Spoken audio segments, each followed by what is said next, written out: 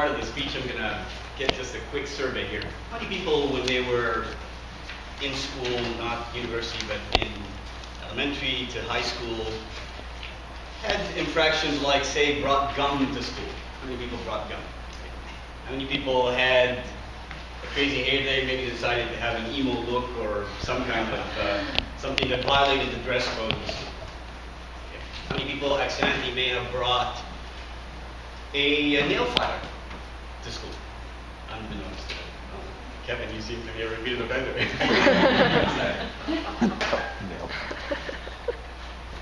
I'm in my mid-40s. I grew up in different parts of the world, but I spent elementary school here for some years, in Saudi Arabia and in Egypt. And schools have changed a lot, both in those countries and in this country. Today's speech, I want to tell you about the school systems that we have today and how, for some, not for all, for some, critics have said that the schooling that we have today is creating this pipeline in which, instead of educating students, what we're creating is preparing them for prisons. I'm going to start with a story. But I'm going to show you a picture. This is my youngest, now. This is my 6-year-old daughter, Alexandra. She's in kindergarten. The story's not about her, but it's about a 6-year-old kid. In Delaware in 2009, kid just got accepted in Cub Scouts. Excited. Goes to school, has with him some of the things that he has in his Cub Scouts. The teacher notices, says, "What do you have in your hand?" "A little knife." Sends him to the principal. The principal, because in Pennsylvania, they have zero tolerance, and we'll talk about what that is, has to apply the sentence. And the sentence is sent to an alternative rehabilitation school for 45 days. Petitions are sent out to gather about 10,000 signatures to show up in front of the school board to rethink this. And even though one of the school board members, who was sympathetic, the decision was that he needs to attend. That's a 6-year-old. What I want to talk about today is how the schooling in this country has changed so much that for a large percentage of the public school children in this country are affected in ways where they're earning very little, and what they are getting in school is probably a ticket, fast-track pipeline into the prison system. The order of the speech, what I'm going to talk about, we'll start about how do we get to having this kind of zero tolerance. What is zero tolerance, first of all? How did we get to having this type of system in place? Is it effective? Are we doing better as a nation, as educators, as students? And we'll look at the merits of the critics, because not all people are critics. Some people think, hey, we actually have reduced crime, we have all these things that we can attribute to zero tolerance. So we'll look at the merits of them and finally we'll conclude. So what is zero tolerance? Anybody wager to guess? You've heard it, I'm sure. It's like, please. It means any infraction of the rule must be punished, no punished. matter the situation. That's right. And on the surface, the intention was good.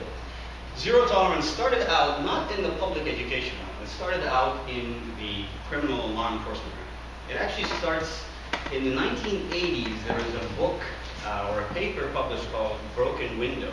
And the assumption on this theory was, if you have a broken window in your home, it sort of invites thieves or burglars to come in. So if you have a broken window scenario in any setting, that invites the potential for more wrong to happen. And then when that policy was thought of in regards to law enforcement, zero tolerance, and this is exactly how it was defined, this idea that there needs to be punitive, a minimum sentences regardless of intent. And so it started out in law enforcement, and by the mid-80s, and especially in the late 90s, as we have Columbine and a bunch of the other kinds of shootings and occurrences that happened throughout the United States, there was a panic, and the result was, let's start rethinking our education policy, particularly in regards to having zero tolerance. So that started taking effect in more and more schools.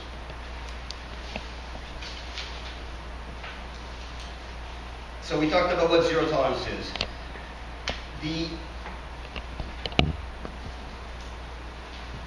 There's a study that was done. There's actually a couple of studies. One of the biggest one was done in Texas. Texas has the second largest public school system, I think, in the country. And part of what has been happening as a result of zero tolerance is that more and more schools are becoming, and maybe these aren't the schools that you went to, definitely not the school I went to, but it seems like that more and more schools in this country are closer to how prisons are run than they are how schools. They have metal detectors. They've got their own police force. They've got misdemeanors that are issued, called Class C misdemeanors. And in the state of Texas alone, in 2010, 300,000 Class C misdemeanors were issued. Now, what are the misdemeanors for? Some of the things that you raise your hand. Things like bringing a gun, talking back to the teacher. Now, there were other more, I think in Texas they have 5 levels of classification. The 4th and the 5th involve serious threat or harm to either the teacher or someone else. And these are serious crimes that obviously need to be referred to the juvenile correctional system. But the majority of the violations that caused these misdemeanors or resulted in misdemeanors were minor infractions that when I was a kid, and most of you were kids, probably would have been the kind of thing, at worst case scenario, would have been a suspension.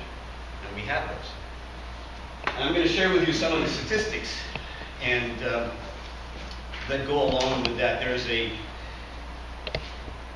So we said in 2010, 300,000 Class C misdemeanors were issued. What's the problem with that? Now, how does that feed into this whole potential of these children becoming part of this pipeline that goes into prison? Well, what they found, and there's a study that they did in Texas. Texas is an interesting state because they have a very good information system in which they track not only students and data related to students, but they couple it with the juvenile system. So they have incredible records, and they did this study that covered 6 years and 1 million students, and they wanted to see what is the correlation between these students and the behavioral problems that they had and their referral to the system. And it was some interesting findings. Not conclusive in terms of any recommendations, but it was a 200-page study. Again, it took 6 years. But their findings in general were that actually, and they had, again, this is a cross, in terms of the contributors, everything from the Chief Justice of Texas was involved because he had made a number of statements as a result of things that have happened in Texas and elsewhere, stating that we need to have other mechanisms by which we deal with whether it's behavioral or problems. We really need to educate our children and not have them referred to the juvenile or to the criminal justice system, because once they're there for life. So some of the statistics that I want to share with you, and this is from another study that was done, and this study was called Test, Punish, and Push Out: How Zero Tolerance and High Stakes Testing Funneled Youth into the School and the Prison, into the school to prison pipeline. Here's some stats from different states, because it isn't just Texas. Texas happens to be a good case study because of their actually rich information system that keeps this amount of data. No other state has this kind of information. In Pennsylvania, the number of school-based arrests has almost tripled in the past 7 years. This is 2011. In Florida, there were over 21,000 arrests and referral of students to the State Department of Juvenile Justice in 2007. 69% of them were for Class C misdemeanors, things that would not constitute any kind of violent crime or risk of threat or anything of that sort. And if you look at one of the stories that I want to share with you, because it may be the exception in what happened to this woman, and it was really it's a sad story, but it ended well for her, but not for many others. This is an honor student, and a merit scholar winner. She was excited, and she got accepted got a scholarship to Florida University, and she was graduating in a couple of weeks and moving out to her new apartment. And she just happened to be in a school where they had their own police. I think the private security officer saw her and said, "Could you please come right here with me?" She went with him, went to her, he said, "Open your car." He looked and he found a suspicious object. The object was a kitchen knife. And she tried to explain, "Oh, I was moving my stuff. I'm actually graduating here in a couple of weeks and this must have fell out." Because she was a student, and because that school and in that district, they abide by the zero tolerance laws, she was not allowed to graduate. She was basically, anything that had to do with her credentials for a good amount of time were basically considered, it doesn't matter, we have to apply the law.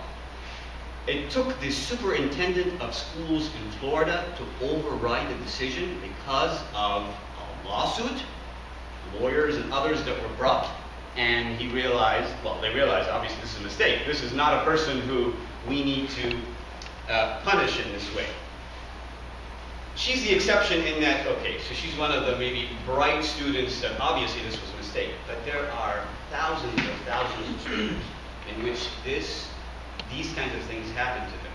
And what this other study is saying or showing that it seems more and more that our schools, particularly the public schools, 68%, I think the statistics are, ages 12 to 15, kids throughout the United States have been suspended, have been sent to alternative schooling, have had tickets of these Class C misdemeanors, things that will stay on their record and affect their potential of being able to get financial aid from federal government in the future, and all because of minor infractions, all because of there was a time, there was a scare, and we wanted to kind of have a policy that we thought was well-meaning, but the end result is creating basically kids that are more likely to go to prison.